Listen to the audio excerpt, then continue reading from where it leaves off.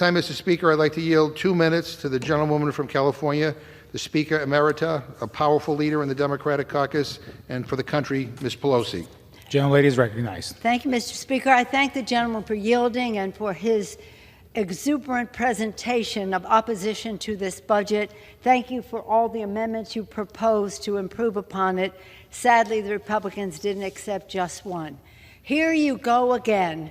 The last time the Republicans had a majority in the House and Senate and President Trump in the White House, they passed a terrible bill that was a tax cut for the rich that gave 83% of the benefits to the wealthiest people, the top 1% in our country, and added $2 trillion to the national debt. This year, they're doubling down on that, $4 trillion to the national debt, and they call that fiscal sanity. And they're doing it by steering taxpayer dollars from Medicaid to give additional tax breaks to billionaires and big corporations.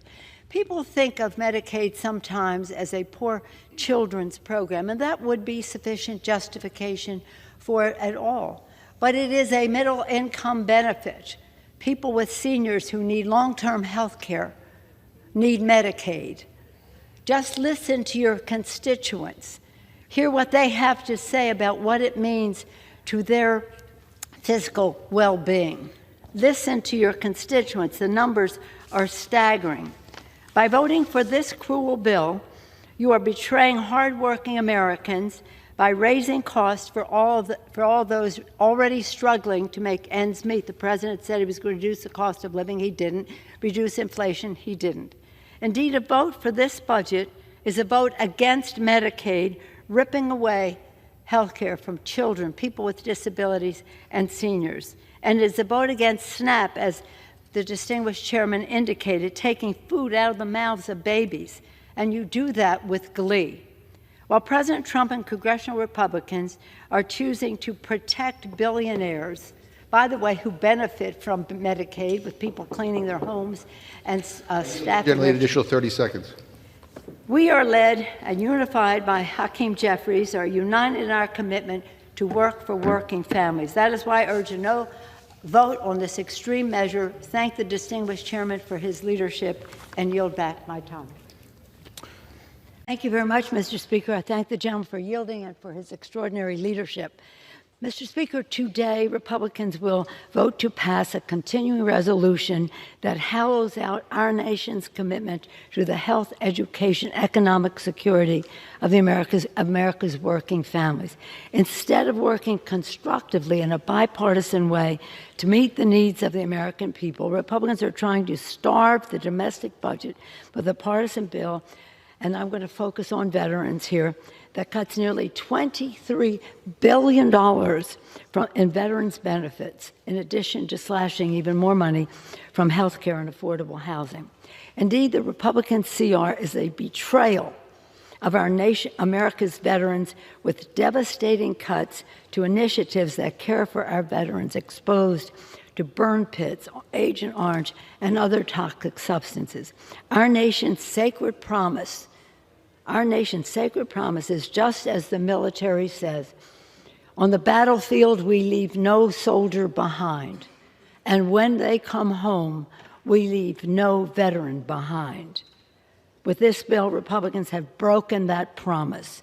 I urge my colleagues to vote no on this betrayal of our veterans, and urge my colleagues, Republican colleagues, to join Democrats at the negotiating table to get us serious about the people's business. Vote no. I yield back. Thank you, Mr. Chairman. As you can see, Sasha is always an inspiration to us. We learned so much from her, and also we were so proud that she graduated from UC Berkeley. Not everybody can make that home. Sasha's mom was with us earlier. We thank your sister-in-law for participating in the presentation.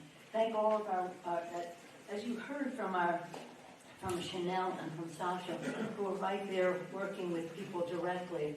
This has such an impact immediately on people's lives. I heard from Dr. Harold and Dr. Adler in terms of the big picture of what it means to institutions who serve and meet the needs of these people. This is about our values as a country. Our budget should be a statement of our national values. What is important to us should be reflected in that budget. But what we see now is an assault on our values as they make this assault on our budget. $800 billion coming out of Medicaid. But we don't agonize, we organize. And this day today, we have scores of events across the country, starting in New York and across the country. And we'll have them tomorrow and the next day and the next day, and the beat will go on. And Chanel, when you talked about the impact on the Black community, our inspiration has been Dr. King from the start. Dr. King said of all forms of injustice and inequity, what is happening with healthcare is the most inhuman because people could die. With that, we were happy, our co-chair of this event, Mr. Thompson, and I will be happy to take questions, as will our guests as well. We'll do the on-topic questions first. So, I know that this is something you held an event just a couple of weeks ago, just to have people aware of this. This has come up as a budget resolution that a couple of your senatorial colleagues actually supported. So what should voters do? What can people actually do about what's coming next? Well, I will yield to anyone who wants to answer the question, but what I would say is when we are operating in the Congress, our inside maneuvering can just go so far. It's the outside mobilization that makes the difference. So what we are doing today with the drumbeat across America, with the impact of these statements you've heard today, not from us, but from others who are at the mercy of or delivering services to those at the mercy of, that drumbeat is really important.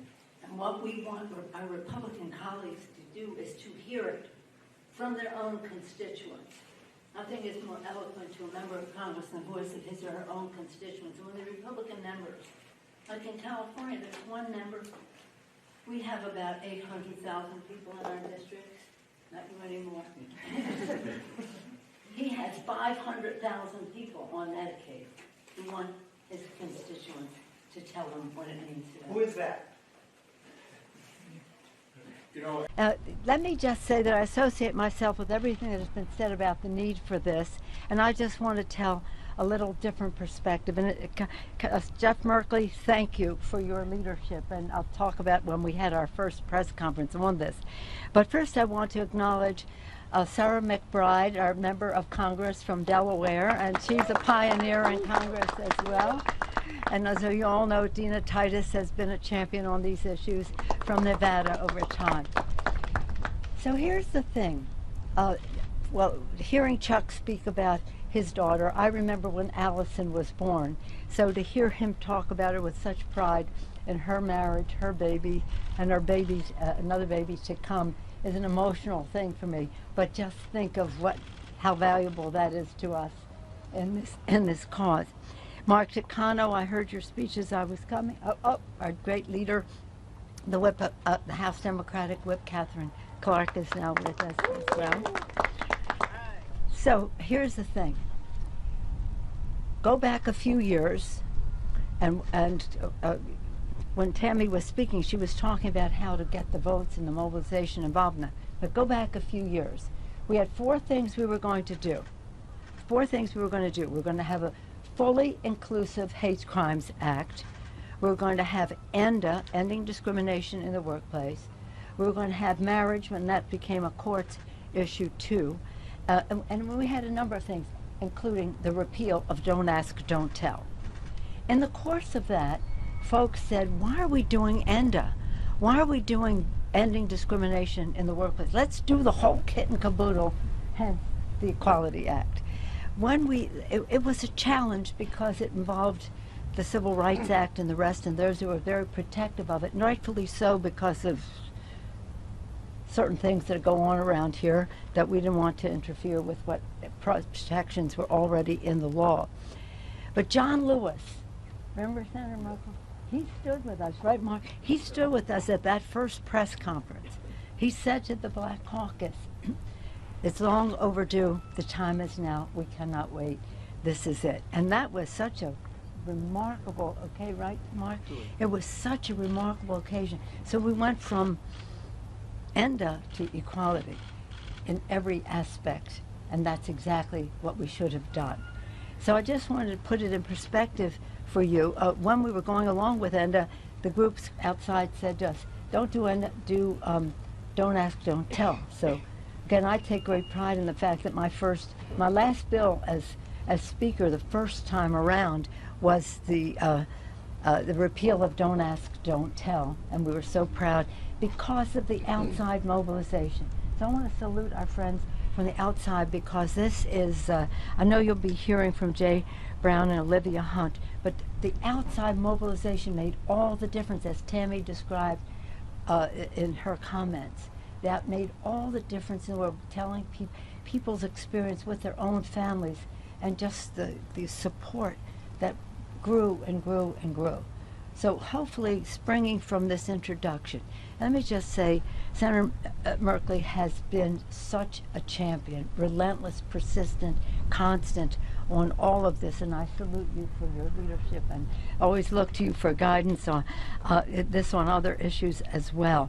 So, so that's why I'm here again to say, let's get it done. I don't know what the prospects are now, but I do know that we're going to win the House. I know we're going to win the House, hopefully the Senate. We're going to win in a short period of time. It will be clear to them, and maybe they'll be more receptive to doing what the right thing is. Now, the next speaker that I'm going to yield to spoke on the floor for, what, 20, let me read to get it exactly right. 20, how long was it, Congress? Okay, 25 hours. I had the record in the House for over 8 hours. Of course, I had on spike heels, and and we can't yield, but nonetheless, 25 hours, a record that an African-American leader could replace the record there above. What would you call him? Segregationist. Segregationist. That's as gentle a word as we can use right here, I guess. So I'm so glad that I'm going before him, because you never know how long he's going to talk. But thank you, Cory Booker, for your leadership, and I'm pleased to yield to you. Thank you very much, Mr. Swallow. I'll join our colleagues in thanking you for bringing us together on this, for this very important initiative. You have, as you have mentioned, spent a good deal of time with the police officers. You have been a real champion in keeping all of this going and, again, bringing us together. And as Mary Kay said, this isn't about a plaque. It's about a decision that was made to ignore the recognition that Congress in 2022 voted in a bipartisan way, the recognition to our police officers. Officer Hodges, Sergeant Gannell, thank you. Thank you and your colleagues for what you did that day. I just want to back up for a moment to say what happened that day. That day, in this Capitol, we had an assault on the Constitution of the United States, an assault on the Congress of the United States, and an assault on the Capitol of the United States. It was one that came with such fierce and defecation, if I just may say, how awful it was. With disrespect for the workers of the Capitol who keep it so lovely for visitors and safe. And then, at the instigation of the President of the United States, they caused an insurrection right here in the Capitol. And they are trying to rewrite history, a different narrative than what happened. Why the Constitution? Because that was the day we were, by law, supposed to, and we did, accept the numbers from the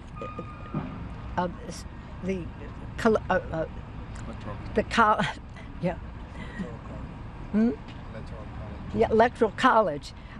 It was so emotional for us because this is what our responsibility was, to accept those numbers from the Electoral College.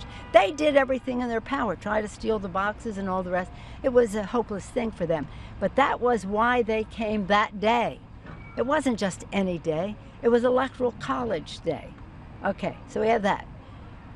The Constitution said that they came that day. The Congress of the United States was charged to do that, and this was an assault to make sure we couldn't do that. And the Capitol, this dome, built by Abraham Lincoln and during the Civil War, people said, Mr. President, we need the steel and the person power to fight the war. He said, no, we must show the world we are resilient. And it continued the construction of this dome. To see that dome besmirched by people coming in with flags from, I don't know, Nazi flags, any kind of flag that was counter to what we believe in as our country, and an insult to Abraham Lincoln in addition to the Congress, the Constitution, and our people who are here. So let's not let them rewrite history. They're doing this as a counter-narrative to the truth, because they can't face the truth. And the truth is that they did something very wrong, unpatriotic, illegal, unconstitutional that day. So you would think they would welcome the opportunity to say the people who saved our lives should be recognized. We were able, of course, to do the Congressional Gold Medal for the Capitol Police, the Metropolitan Police, and the law enforcement that saved our lives that day. We were also able to pass the legislation in the Democratic majority, but in a bipartisan way, for this plaque, so that everyone who came to the Capitol would see that recognition. But what you see now is an attitude of fear. They're afraid of the president. Why would they be afraid of a plaque? They're afraid of the president. They're afraid of the free press and how this is reported. They're trying to dilute the story of what happened that day. They're undermining the principles of democracy as they refuse to put up this plaque. But we will continue until it is there, and it won't be long. It won't be long. Now, I associate myself with everything that our colleagues have said. I get emotional about the Electoral College because we had staff from the Senate side carrying the mahogany boxes over, and they were chasing them down to get the mahogany boxes. It was a horrible thing. So don't anybody be misled because of their interference with freedom of the press and the threats they're making to people who don't vote with them on this. This was an insurrection incited by the President of the United States, and its effect is being carried out by not recognizing the role of those who protected us that day. And I'm just very honored to be here with my colleagues, but especially to be here with our police officers. In this police week, you would think that they would, with pride, carry this into the Capitol. Well, the day is early. Thank you again, Eric Swalwell, for bringing us together. Thank you, my colleagues, for sharing your personal experiences that day. But we will not let them deny the truth and the fact of what happened that day. To do so would be to undermine the vision of our founders, the sacrifice of the people who were there to protect us, and the aspirations of those who visit the Capitol. I yield back. Recognized. Mr. Speaker, I yield 2 minutes to the gentlewoman from California, the Speaker Emerita, Ms. Pelosi. Gentlelady is recognized for 2 minutes. I thank the gentleman for yielding and for his exceptional leadership, and all of the members of the Rules Committee for your stamina, and to you for your values. Mr. Speaker, the Reverend Martin Luther King said, of all the forms of inequality and injustice in health is the most shocking and the most inhuman because it also often results in physical death. He went on to talk about access to health care as a right. But this builds in inequality and inhumanity exactly what Republicans have in store for the American people. I was 5 hours at the Rules Committee. I know some of you were longer. and it was stiff competition as to what was the worst provision they came up with. But let's just talk about work requirements for a moment. You said with great pride, oh, if they have a 7-year-old child, they have to go to work. A 7-year-old child is a little child. I just recall for you a conversation I had with some moms. One of them said, if I have a work requirement to have Medicaid, this is what it means to me. If my child is sick, I can't go to work because I can't afford childcare. I can't go, if I miss work, I'll miss pay, and I can't afford to miss the pay. And if I miss going to work, I can be fired.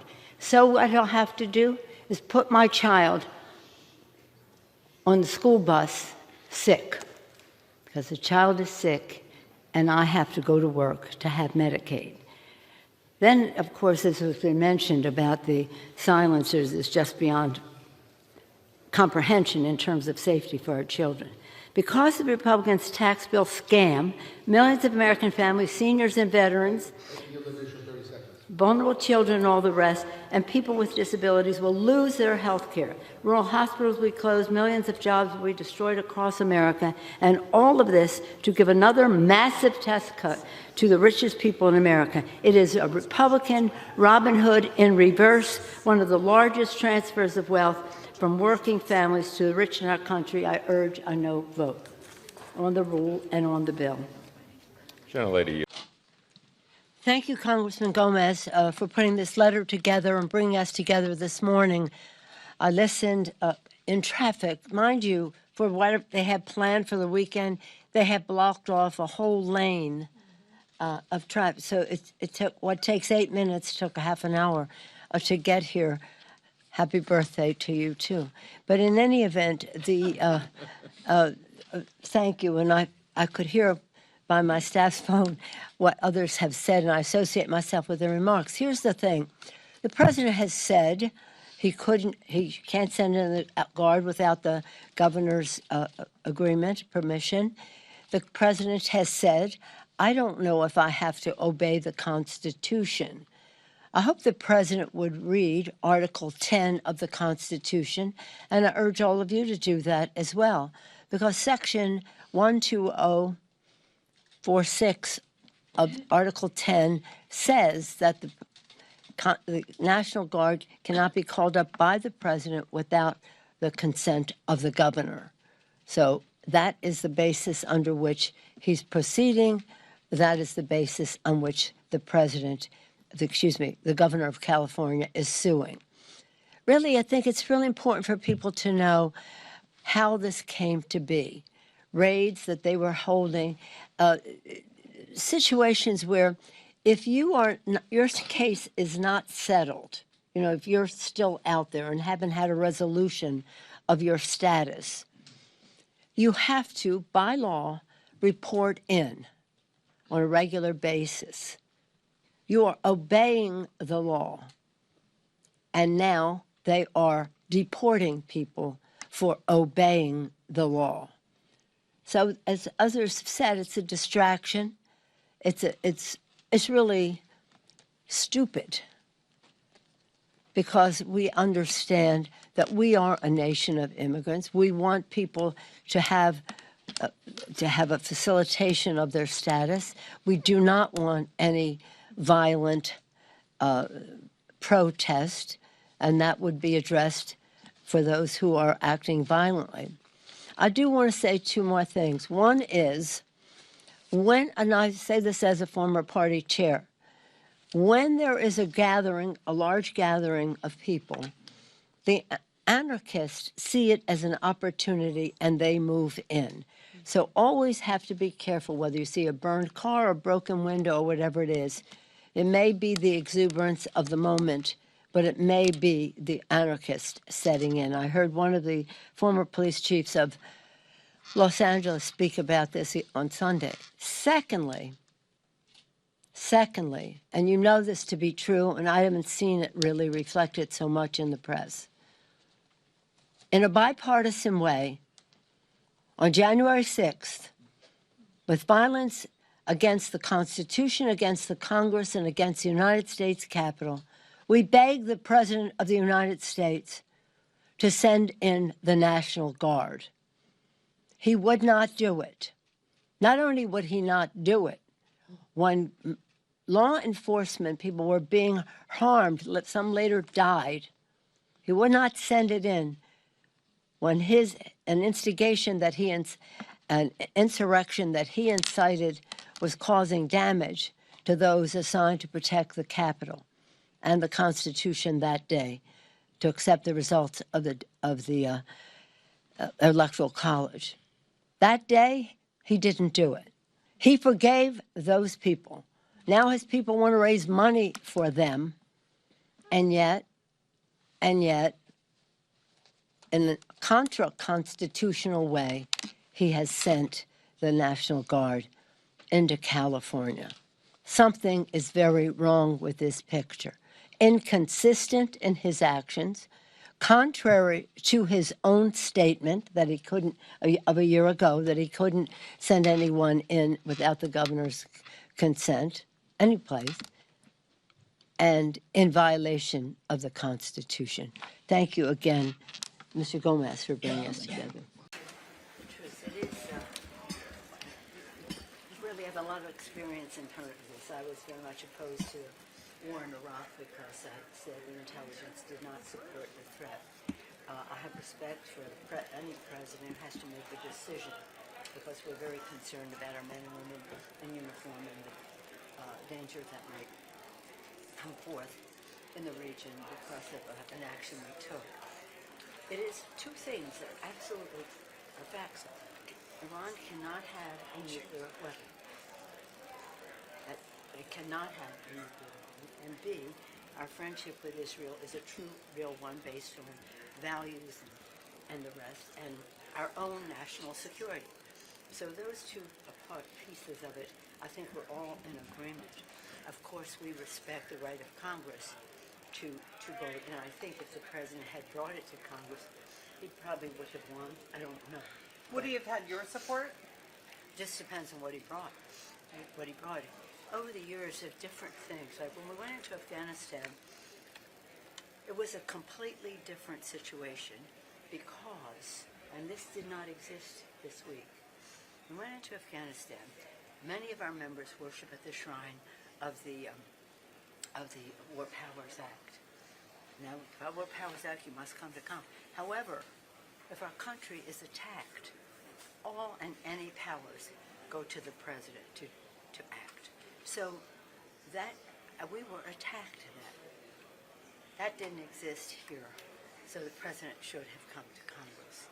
What makes you think that the administration is not telling the truth when it comes to this? No, but I don't know. I mean, no, I'm not saying they're not. I just want to hear the truth when we go there. It's only an hour. That's a short amount of time for a big challenge that we have. No, I'm not saying they're not. As I did in 2000, and when we went into Iraq, I said at the time, the intelligence does not support the threat. They said, are you calling the president a liar? So I'm not telling him a liar. I'm just stating a fact. I don't know that now. We have to see what... Then I was the top Democrat on intelligence, so I had all the information. I'm not that now. So we'll see what they... What do you say to your conference that's calling for impeachment here? No, that's, that's a big threshold to cross, I would say to them. That don't be...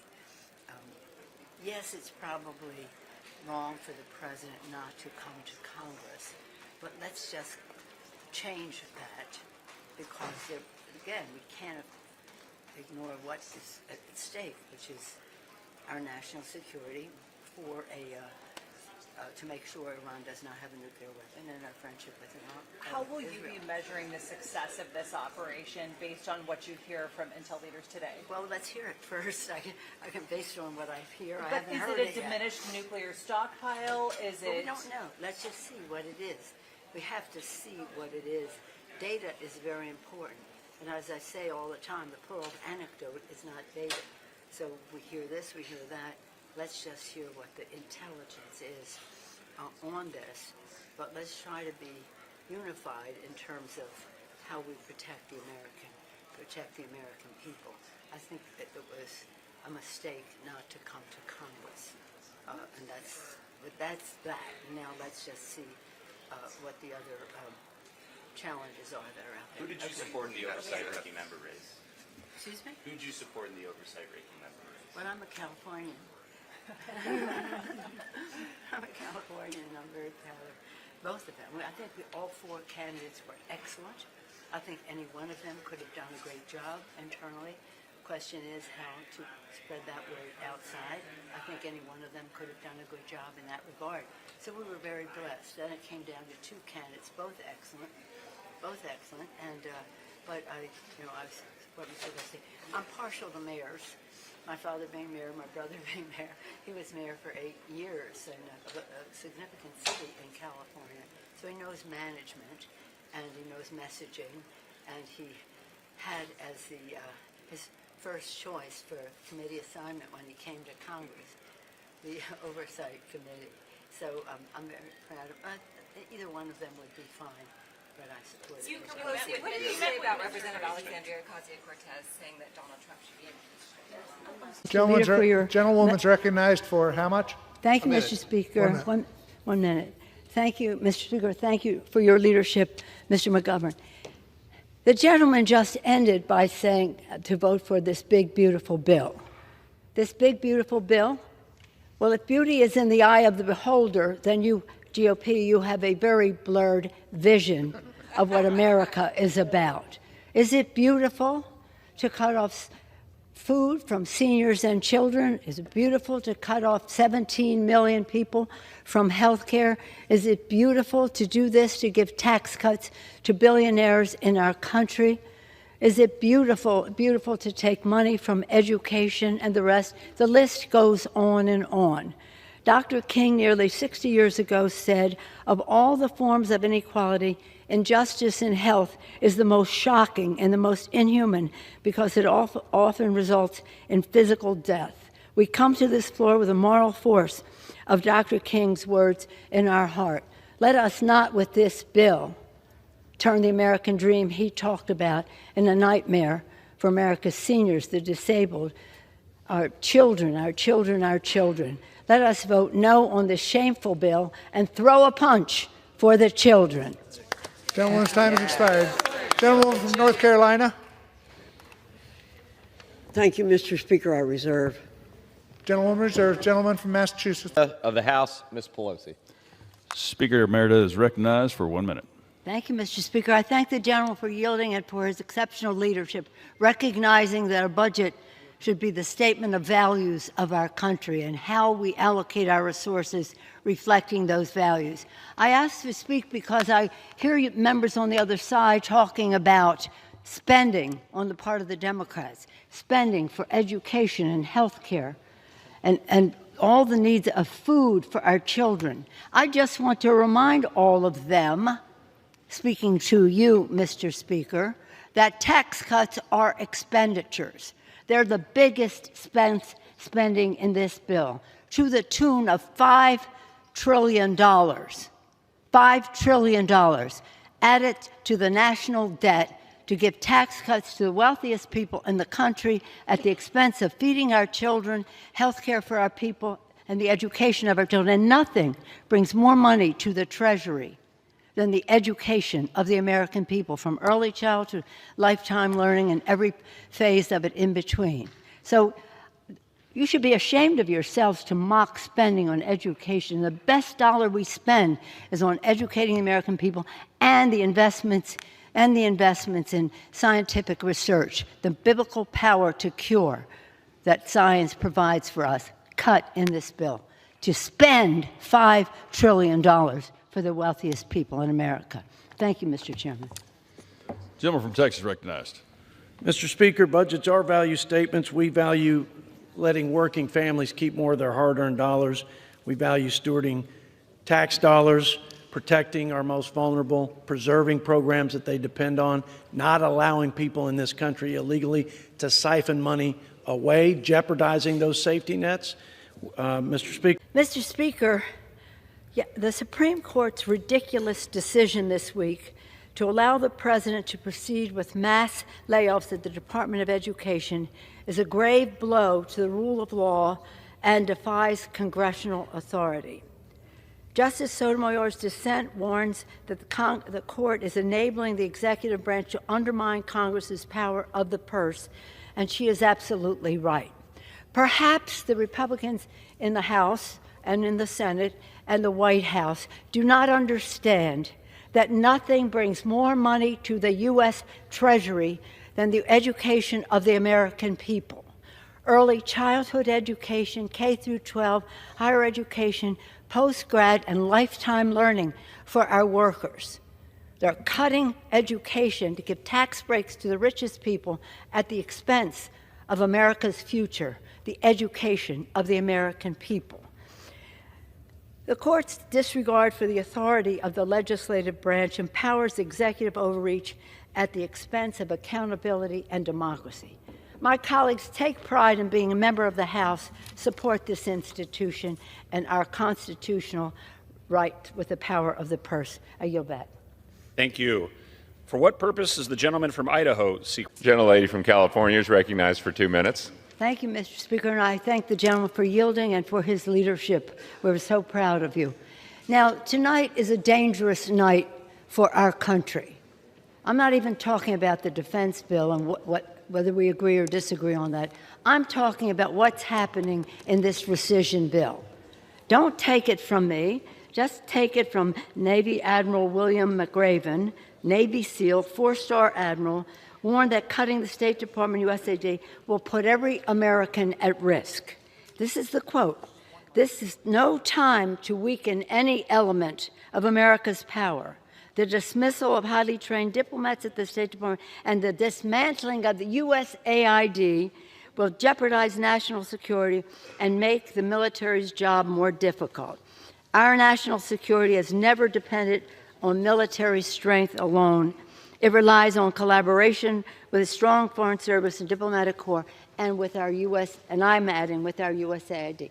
In this bill, over $8 billion is taken away from what we do to alleviate poverty in the world, to lessen things like HIV and AIDS and other diseases, which have an impact on global health, to stop funding the World Health Organization. I give praise to President Bush.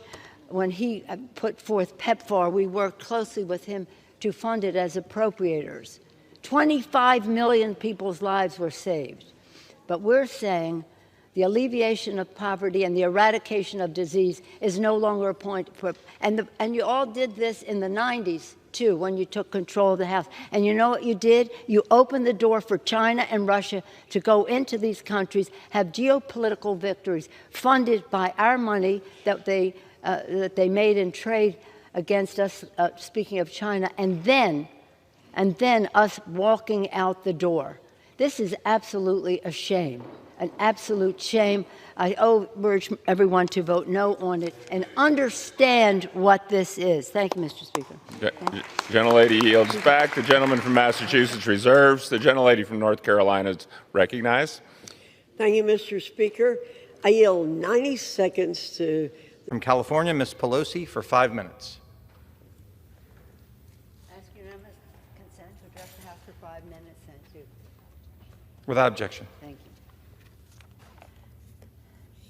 you. Mr. Speaker, I rise today in strong support of one of the bedrock principles of our economy, the independence of the Federal Reserve Board.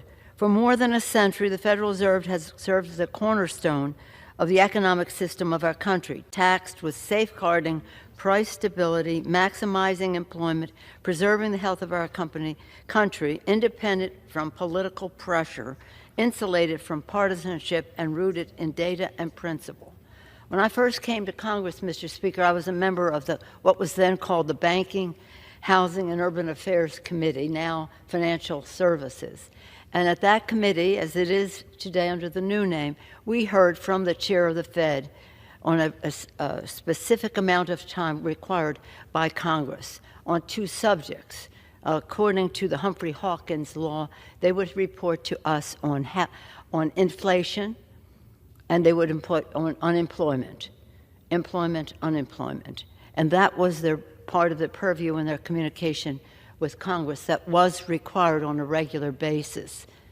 I heard one of the chairs of the Fed say unemployment is dangerously low. Scared me to death.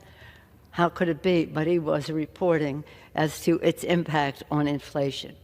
One thing that was when I was a new member. When I was Speaker, I said to our members who said frequently, why don't we have the Fed be more accountable to us? I said it has to be independent. They have their own funding. They don't have to depend on us for that because their independence is essential. Any of us who had economics in college or beyond knows that independence of the Fed is essential to the respect that our country commands in terms of our own economy throughout the world. The chairman of the Fed is the chair of the central banks, serves as a chair of the central banks globally. And it can't be a party hack. It can't be somebody who's there because the president wants to create interest rates. That's not what the president's job is, to create interest rates. It's the it's the Federal Reserve Board that does that. So it's really important. And I come to it on this day to say this because of the rumors that we hear of the flirtation with making the Fed just a handmaiden of the presidency. It would be wrong. It would be wrong to do.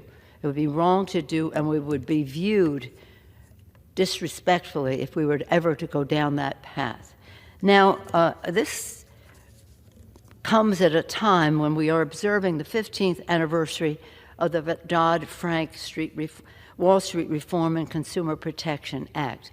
As some of us here know who've served with Barney Frank, he was then the chair of the then Financial Services Committee and a master of his agenda there. And Senator Dodd from Connecticut was on the Senate side with that. It was necessary, Mr. Speaker, because of what was happening in the financial community. The banks were, it was awful. It was horrible. But you all know that in September of 2008, we were told that our financial system was melting down. It was doing so because of, well, I've written about it in my book, and I won't go through the whole thing right now, but because of what was happening terribly in the financial system by the banks and financial services, financial institutions. What happened?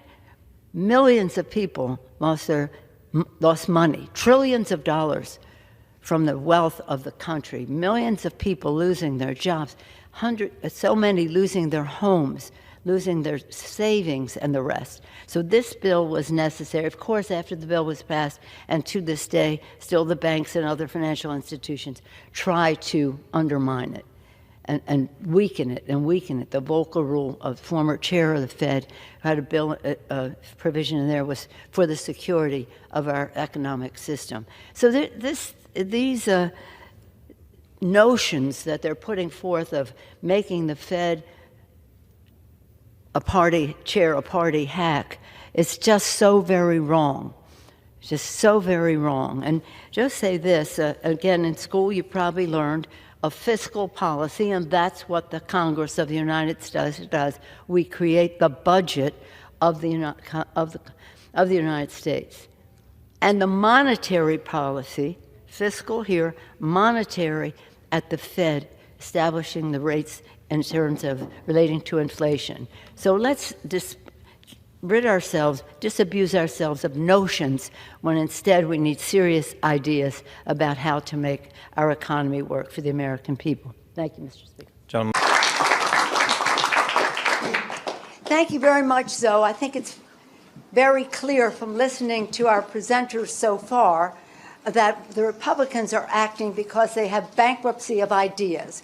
They have no winning ideas to present to the American people, and they cannot defend their actions legitimately. So they're trying to do it and rig it illegitimately. I want to thank our governor for his leadership, his persistence in protecting and defending our Constitution and our democracy.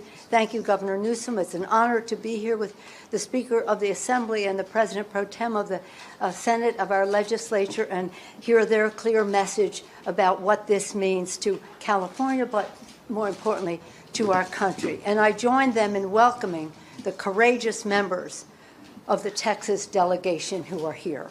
We thank you not only for your courage, but for your patriotism. For your patriotism. I've said to you before, at the beginning of our country, Thomas Paine said, the times have found us. Times found them to form a new country, to write a constitution, and the rest, thank God they made it amendable. And now the times found Lincoln, then found Lincoln to save that country, the unity of that country. And now the times have found all of us, and especially our Texas delegation, to save our Constitution. I'm from Maryland originally, and I'm very proud that the national anthem was written there. And my favorite line in the anthem is, proof through the night that our flag was still there. We have a responsibility to prove through the night of this Trump administration, the darkness of it all, that our flag is still there with liberty and justice for all. And that is what I'm so proud of the leadership of all of our California delegation in Congress, but also our state legislature as well. Zoe Lofgren has led the way as the leader of our House Democrats from California in the unity that she mentioned about our delegation. And this is something that we're unified on to honor our oath of office to protect and defend the Constitution of the United States. The president has paved over the Rose Garden. He's paved over freedom of speech. He's paved over freedom of education. The list goes on and on. Independent judiciary, rule of law, pave it over. But we will not let, he's gone too far. We will not let him pave over free and fair elections in our country, starting with what he's trying to do in Texas, countering that. So this isn't two wrongs, or as was mentioned. It's not a wrong in what we're doing. This is self-defense for our democracy. They have hit out at our democracy, and we are here to defend it. I thank again our Texans for their leadership, for their courage, most of all for their patriotism. And now I'm very pleased to yield to our distinguished leader in all of this effort, someone who was right out there right from the start, who brings us together, making us so very proud, our Governor, Gavin Newsom. Nancy Pelosi.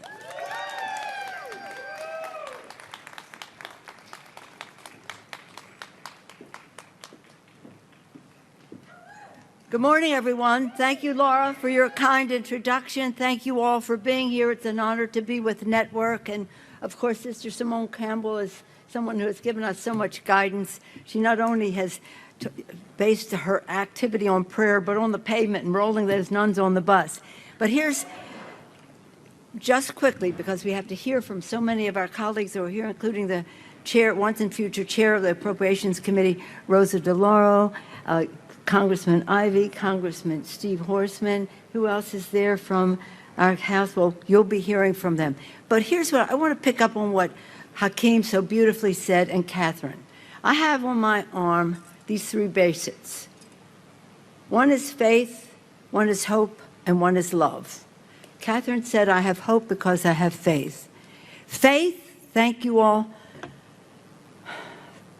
Faith is the source of all good things. If we believe in the goodness of others, if we believe in the goodness of our country, faith believes in the goodness, love, charity of others. People say to me, where is hope? I say, hope is where it always has been, right between faith and charity. Faith, hope, and charity. I was telling Rosa that I had an event with a Asian Pacific Islander community in San Francisco on Friday night, and young students got up to speak, and they said, hope is our resistance. Hope is our resistance, the brilliance of these young teenagers. That we have hope because we believe, we have faith in the goodness of others. Now, not everybody shares our goodness that we are here for those who do not have power rather than for those who have power.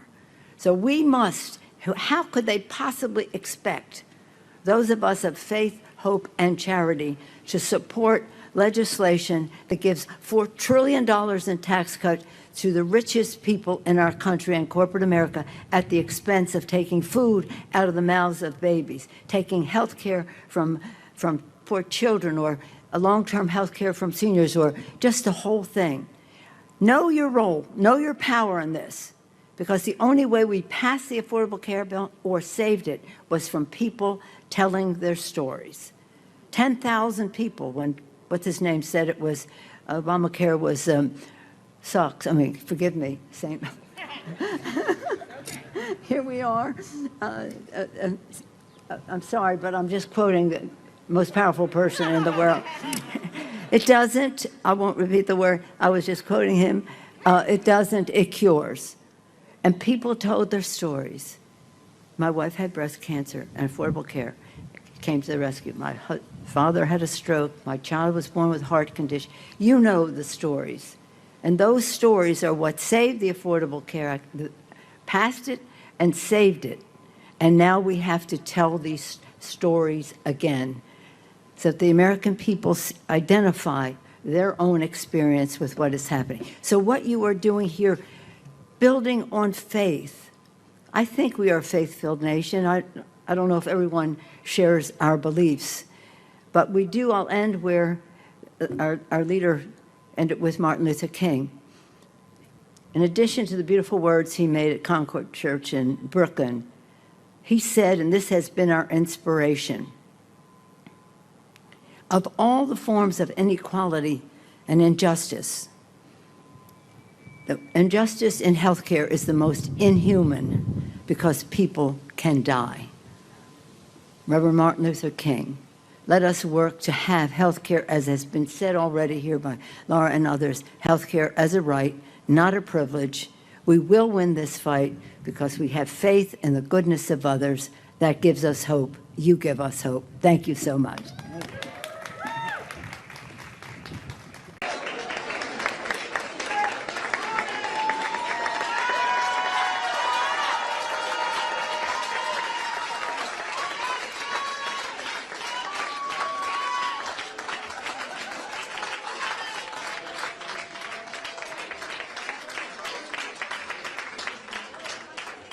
Good morning, everyone. Good morning. It's great to see you all again. We've been having breakfast here at the IBEW Local 6 Hall more times than we've had breakfast together at home with our families. Thank you, thank you, thank you for what we're doing.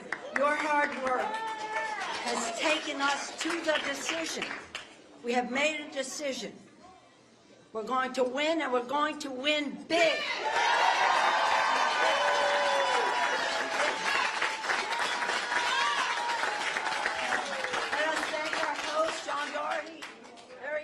John Doherty, our host, again and again. And what an honor it is for us to have the governor and the first partner with us this morning. Welcome to home to San Francisco. So here we are at this moment of truth for America. Other days when we've been here, there's been a sign that says, California will make the difference. And California will make the difference in everything for our country. Amen. Amen.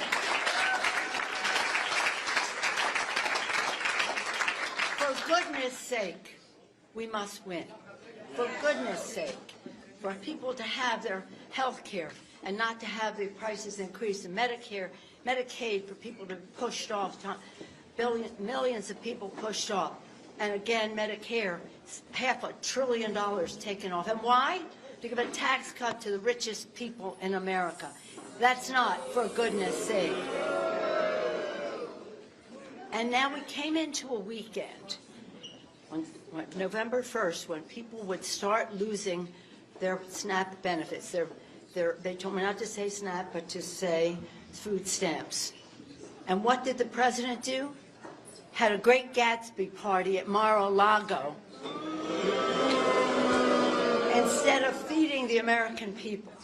My colleagues who are here, and Zoe will be introducing them, our colleagues who are here know that we passed a law that is the law that says even in time of government being shut down, the money is there to feed the people on SNAP. The money is there. And he says, well, I got to talk to my lawyers and all this stuff. No, the money is there. It's the law of the land. For goodness sake, when I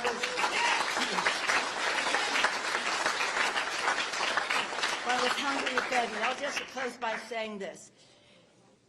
Our governor has been such a champion for our democracy.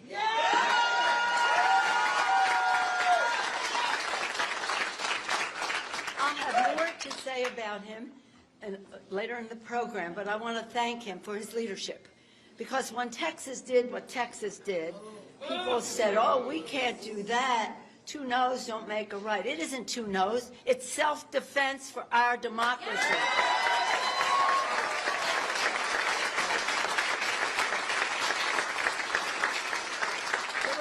Pillars to all of this, some of whom are all represented here.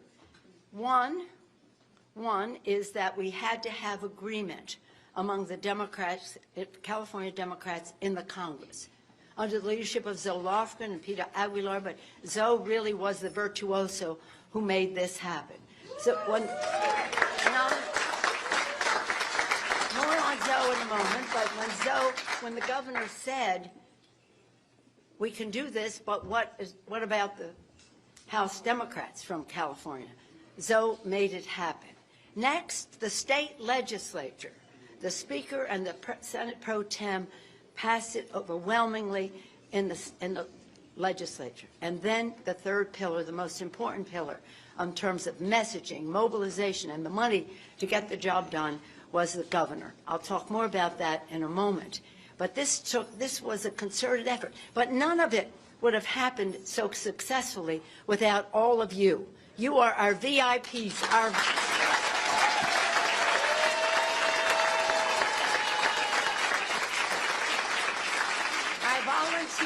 volunteers in politics. Governor, what we did with our mobilization around the state, Christine, correct me if I don't include everything, but where are you? Was this. Working with labor, we went to swing voters in swing districts and working families to make sure that beyond just our, shall we say, automatic Democratic votes, we were into the communities all over the state to make sure. Rudy Gonzalez really led the way for us. Thank you.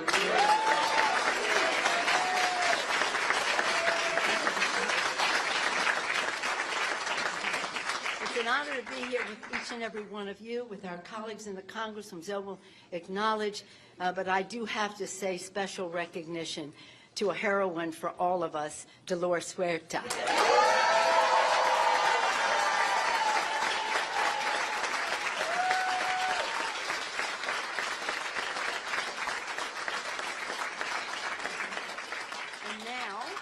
And now, so we're in the House of Labor, and I want to just tell you about the IBEW. I've worked with them at the local level, international level, and the rest. When you talk to them, they begin with, how is it in the hiring halls for our workers? They're there for the workers. Thank you, John, so much. So now it's my honor to present Kim Tagliabue. Kim is the head of San Francisco Central Labor Council.